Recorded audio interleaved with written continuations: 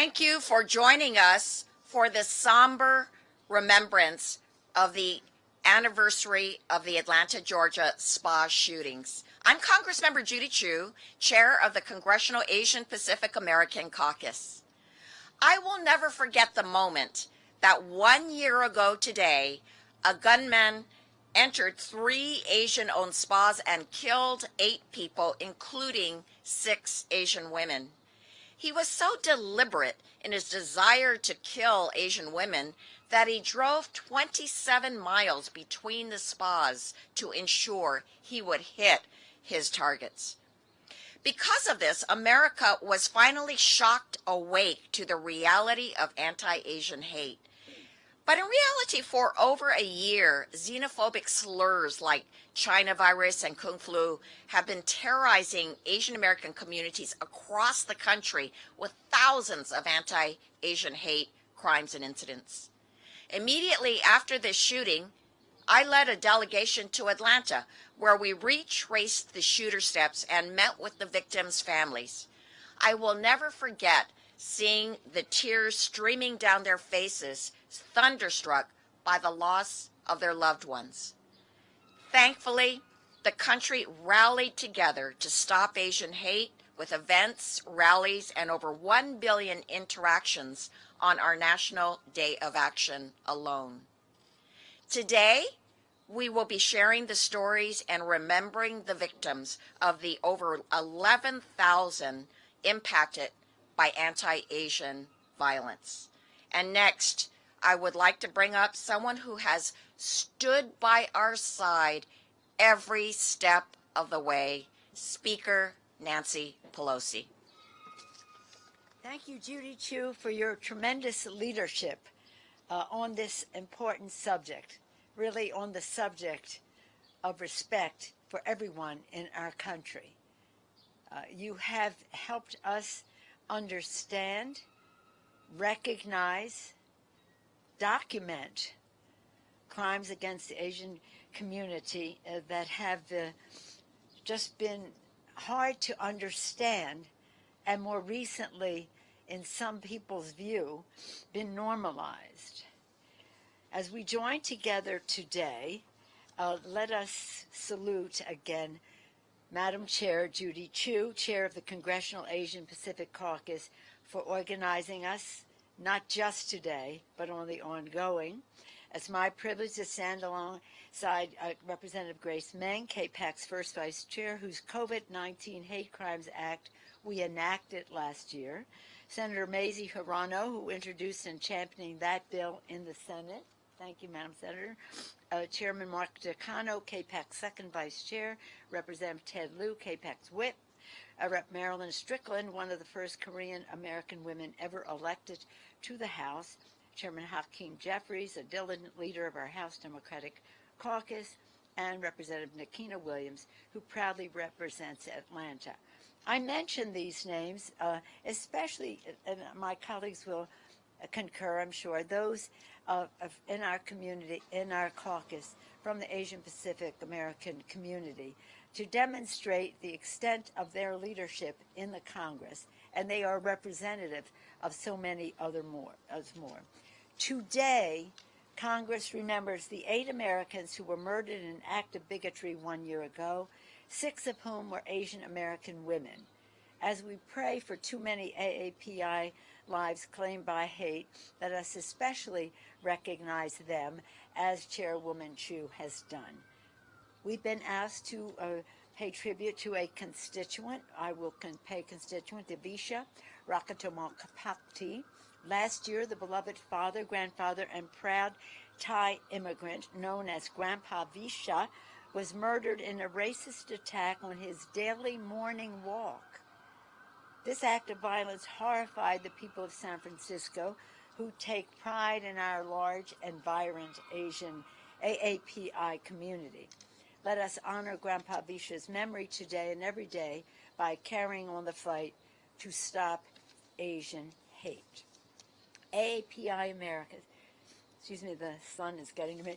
AAPI Americans have long been subjected to the evil of bigoted violence, a crisis that has surged during the pandemic. As Chairwoman Chu said more than 11,000 acts of anti-AAPI hate have been reported since March 2020, just 2 years ago, and nearly three-quarters of AAPI women have experienced discrimination or racism in the last 12 months. This is why, with the COVID-19 Hate Crimes Act, Congress took historic action to help stamp out hate and hold offenders accountable, delivering new resources to expedite the review of hate crimes and empower the individuals to come forward. As we remember those stolen from us by hate, the Congress will continue fighting to combat racist violence in all of its forms. It's now my privilege to yield to KPAC's first vice chair and the author of the COVID-19 Hate Crimes Act, Representative Grace Meng. Pleased to yield to Grace Meng. Grace.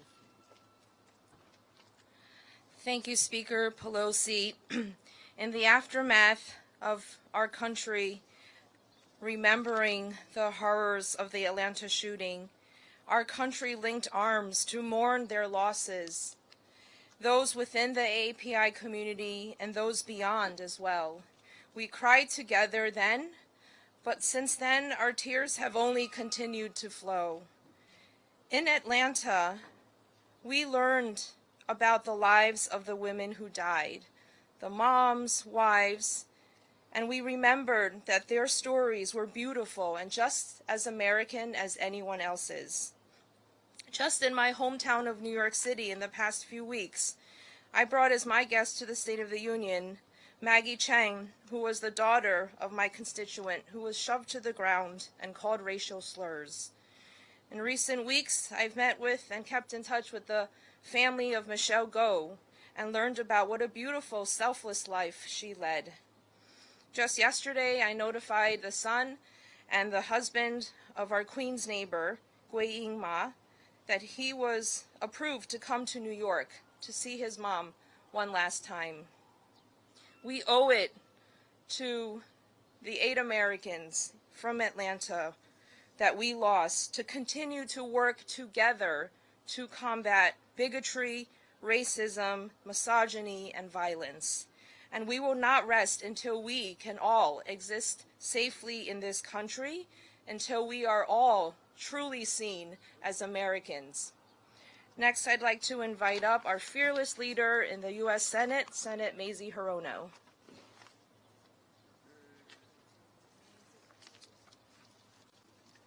Thank you so much, Congresswoman Meng. Grace, we worked very hard together to pass the COVID-19 hate crimes bill. 1 year ago, the country, and in particular the AAPI community, was shaken by a horrific act of violence. But as we all know, this was not a one-off incident. Just last month, Christina Yuna Lee, a 35-year-old woman from Manhattan, was stabbed to death by a stranger in her own apartment. May her memory and the memory of all of the victims of this kind of senseless violence continue to guide us, continue to firm our resolve. From 2020 to 2021, anti-Asian hate crimes increased by 339%. And in fact, the Department of Justice testified before the Judiciary Committee only last week that these kinds of crimes targeting Asian Americans, the AAPI community, continues. Everyone in this country, as Grace mentioned, deserves to feel safe and welcome in our communities. We made important progress toward that goal with the passage of the COVID-19 Hate Crimes Act, but our work is obviously not done. That's why we all will continue to advocate on behalf of our communities until every person in our country feels free from fear, from discrimination, and violence. Mahalo. I'd like to introduce next Congressman Jeffries, who is a leader on so many issues in the House.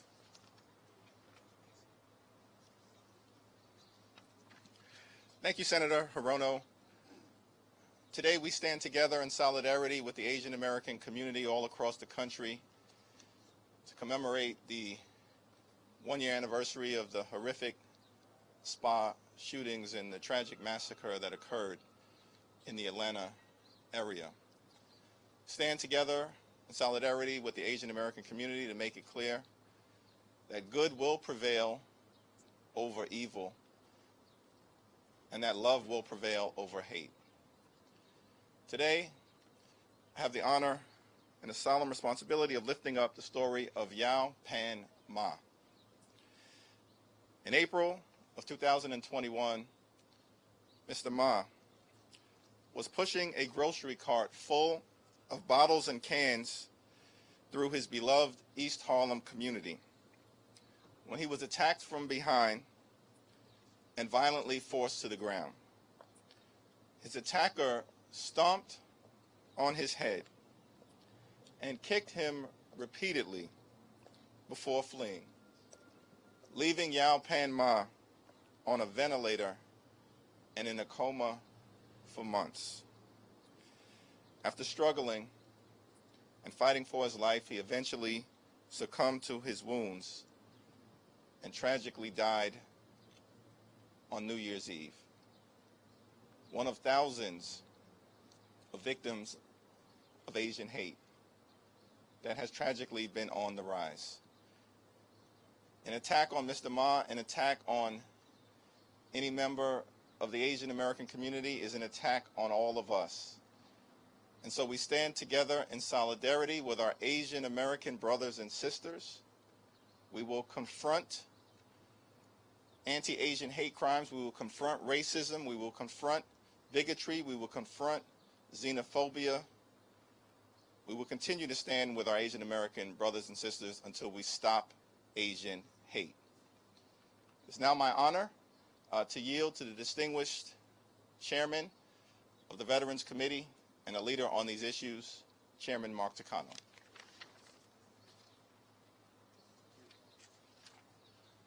Thank you, Chairman Jeffries. Thank you, Speaker Pelosi, and thank you, Chairwoman Chu, for your tremendous leadership. My colleague Grace Meng and Senator Hirono for their legislative prowess in moving the anti-Asian hate crimes bill through the Congress. I want to lift up the story of Juanito Falcon, a 74-year-old man who was walking around his Phoenix, Arizona neighborhood when he was punched in the face in an unprovoked attack last February. The punch caused him to fall on his face in a parking lot, hitting his head on the pavement where police found him. 2 days later, he died from his head injuries.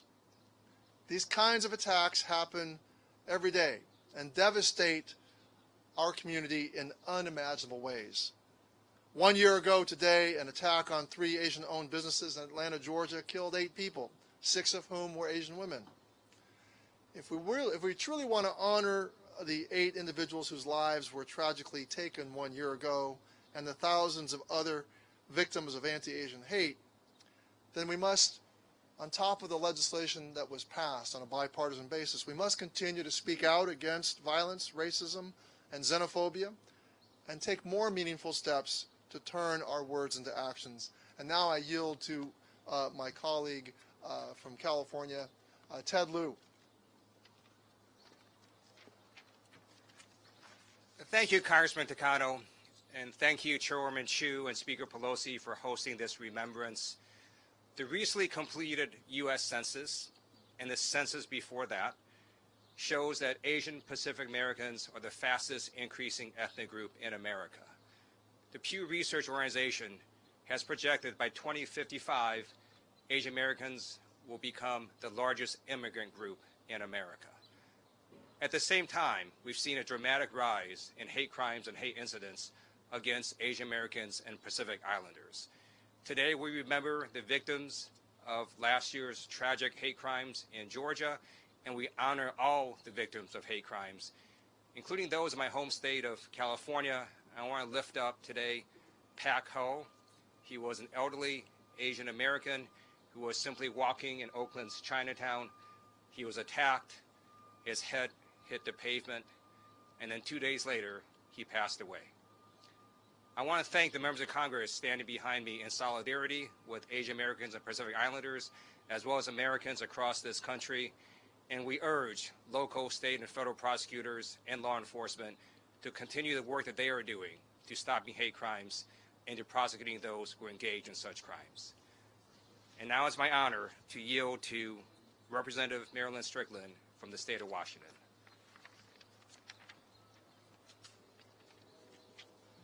Thank you, Madam Speaker, for gathering us today to commemorate the tragic anniversary of the hate crime that took place in Atlanta. Today I stand in honor of Michelle Go, who was pushed from behind and killed on a New York City subway platform earlier this year. Racially motivated violence must be called out for exactly what it is, and we must stop making excuses for it or calling it economic anxiety, or in the case of the spa murders, sexual addiction. As a woman who is Black and Korean myself, I'm acutely aware of how it feels to be erased and ignored. How the default position when violence is committed against people of color, and especially women of color, we defer to confronting the hate that is often the motivation for this violence. Words matter. Leadership matters. We must stop normalizing racism in this country. We must all loudly condemn actions and language rooted in fear and bigotry. We are better than this. We must be. That's what the American experience is supposed to be about. I now yield to my colleague, Nikema Williams, fellow freshman from the state of Georgia.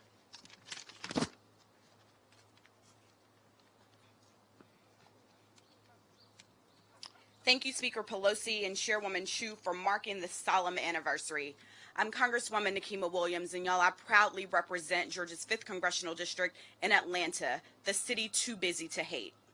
1 year ago, Atlanta and the country watched in horror as hate crimes were committed at 3 Asian spas in our area. The 8 victims, primarily Asian women, were only providing for their families. They were doting parents, hard-working employees, friends quick to share a smile, and beloved members of their communities. They didn't deserve what happened to them.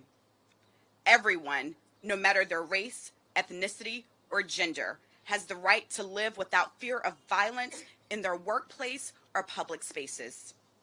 We must honor the legacies of these 8 victims and stop all forms of racism. Sadly, anti-Asian hatred has continued since the Atlanta spa shootings 1 year ago. But I will continue to stand with Chairwoman Chu, the Congressional Asian Pacific American Caucus, Speaker Pelosi, and my colleagues here in the House that have joined us today, and anyone else willing to do the right thing and eradicate hatred, especially anti-Asian hate. And now, I'll turn it back over to our Chairwoman, Judy Chu.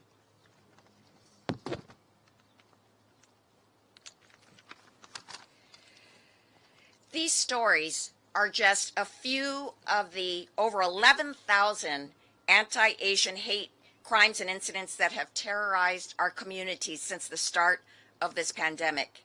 And in fact, just this week, we saw another horrific example as an elderly woman, an Asian woman in Yonkers, New York, was attacked with racial slurs and then punched and kicked by an individual over 125 times. This was terrifying, and it reminds us of the fear so many in our communities are living with every single day. But while this violence continues, I'm also encouraged by how much has changed in these 12 months. First, I must thank all the members of Congress standing behind me, as well as the members of the Asian American Staff Association and community. And I must thank Speaker Pelosi for leading this press conference. And just last week, Congress passed a budget that includes $5 million to help implement the Jabara Hire No Hate Act, which Congress passed on a bipartisan vote last May. And in October, we in KPAC met with U.S. Attorney General Merrick Garland, who has begun already dispersing another $21 million to improve our response to hate crimes. And significantly, instead of a president who fans the flames of bigotry, President Biden has been a true ally in this fight, including acting in his first week in office to instruct the DOJ, the Department of Justice, to work with AAPI communities to find solutions. But as these stories show, these crimes are continuing, and we will not be safe until we end the xenophobic rhetoric that puts lives in danger. And that's why we rely on all Americans, all of you, of all ethnicities, to stand up and to stand together to stop Asian hate. Thank you all very much.